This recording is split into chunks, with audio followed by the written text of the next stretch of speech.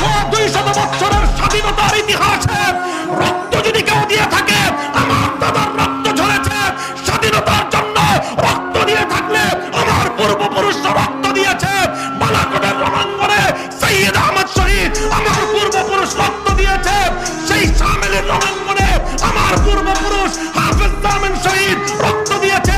সিপাহী বিদ্রোহে আমার পূর্বপুরুষ রক্ত দিয়েছে। 1916 সালে তাহরিক রেশমি রুমাল রক্ত দিয়েছে। শেখুল হিন্দ মাহমুদ হাসান দেওবন্দি কারাগারে বন্দী হয়েছে আমার পূর্বপুরুষ শেখুল ইসলাম হোসেন আহমদ মাদানী। 1952 ভাষা আন্দোলনে রক্ত দিয়েছে তামাদ্দুন মজলিসের লোকজন। 1954 সালে যুক্তফ্রন্ট গঠন করেছে